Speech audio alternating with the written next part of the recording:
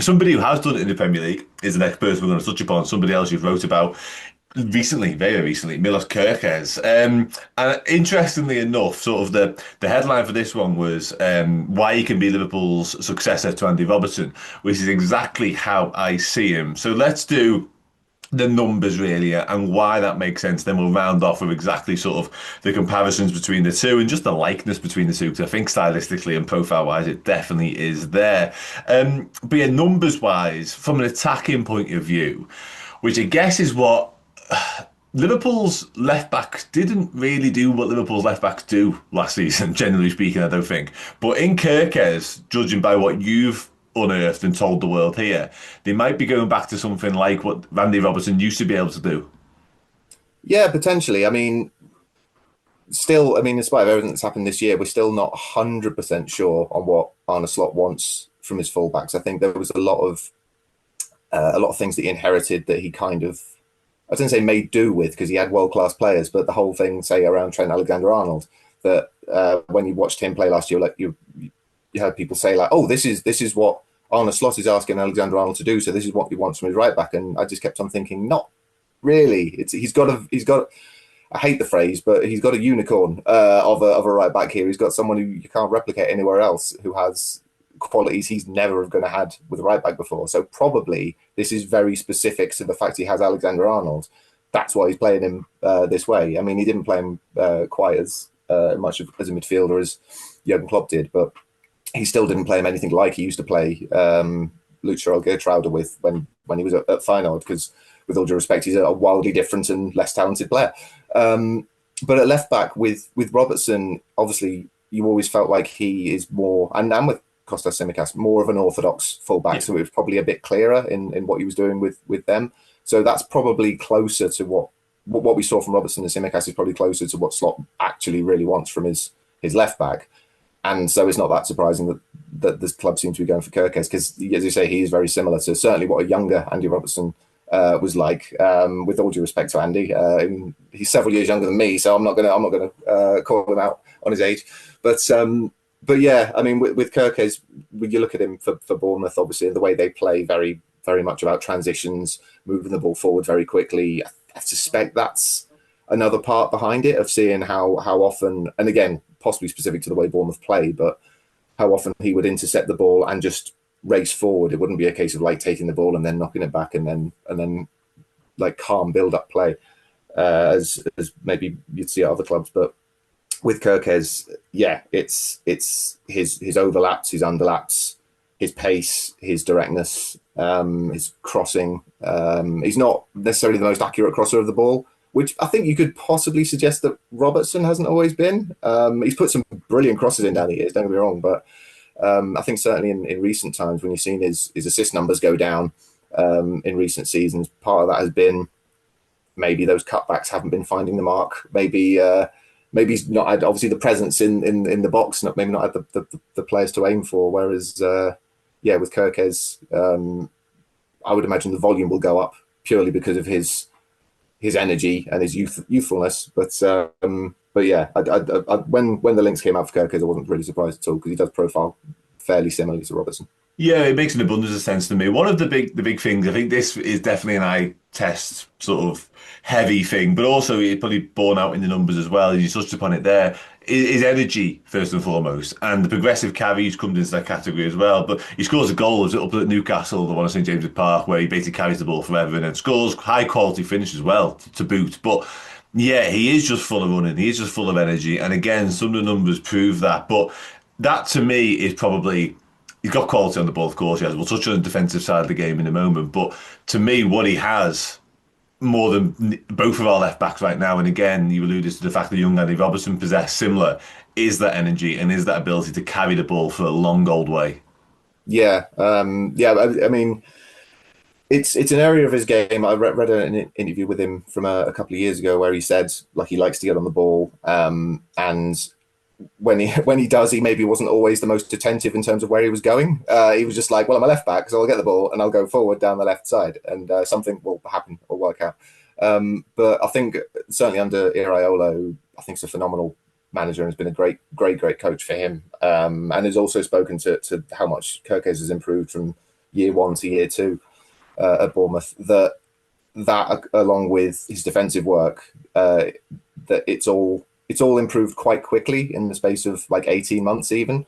So I think with however you see how he plays at Bournemouth, and maybe sometimes if he runs into dead ends, or he maybe makes the wrong choice here or there, it's given he's only still 21, that he's again shown a big trajectory in terms of how he's improved since he's come in. That working under Arne Slot, that you wouldn't necessarily look at the levels he's produced at Bournemouth and say, oh, well, that's the left back we're getting, because it wouldn't surprise me if after 6 months working under Arne Slot, he'd gone up another level again in several areas, which could include his carries. I mean, that's going to be the interesting thing, as alluded to earlier with Florian Wirtz.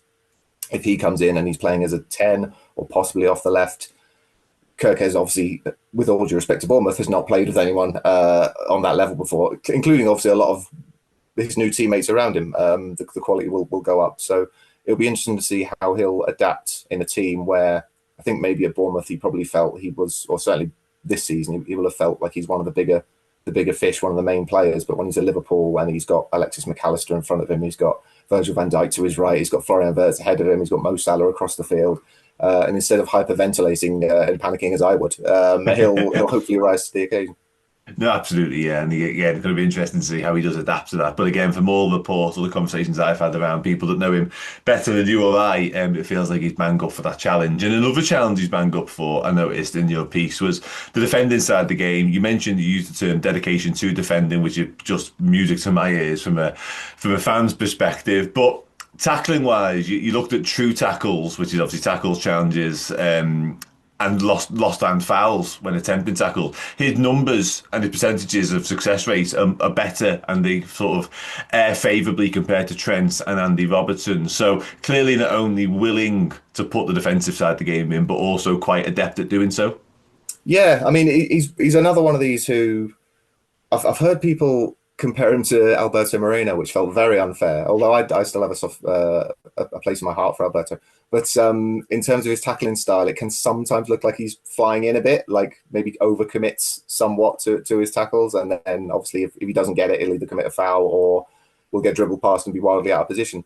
But yeah, looking at the true tackles numbers, which essentially, yeah, as you said, just brings in a lot of different scenarios where someone's trying to dribble at him and he's trying to stop them.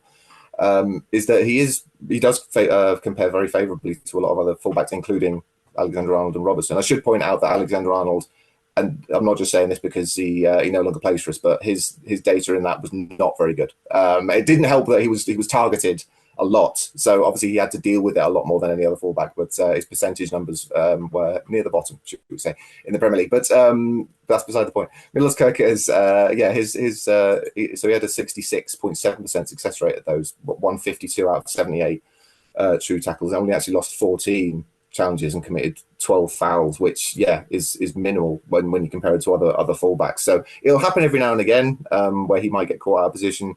He might have to commit a foul. He might possibly lunge in and concede one. But in terms of the volume of it compared to a lot of other fullbacks, it's not particularly high.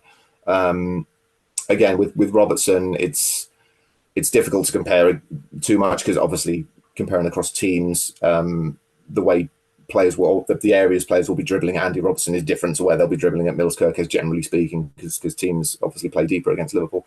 So they might have more space to run into. So you've got to take things like that into account. But yeah, Kerkez, again, given an interview, I think it was with The Athletic earlier this year, where he mentioned how much he's worked on his defending and how much he puts into it. And it's, I think, in the modern era of the fullback where you're like, do they even know they're supposed to do any defending? It is nice to hear a player emphasising how much importance he puts on it. And again, if he's going to be playing next to Virgil van Dijk, I'm sure he won't need telling twice that he's got to do his defensive shift.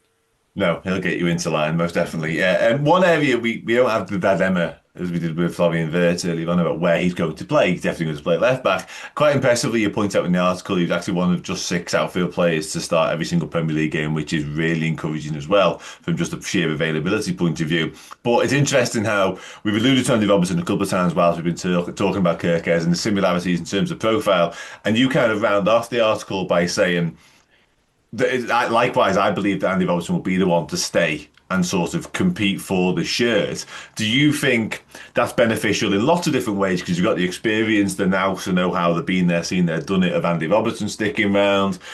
Kerkez is still only 21. You said it yourself. He's not the finished article just yet. But just in terms of Kerkez's ability to learn off somebody like Andy Robertson, who has done all of the things that we've just mentioned there, that feels like the perfect balance, because there'll be certain games whereby you want Robertson's experience, you want Kerkez's energy in the next game. Like, it does feel like a really smart two to have at your disposal in terms of left back options.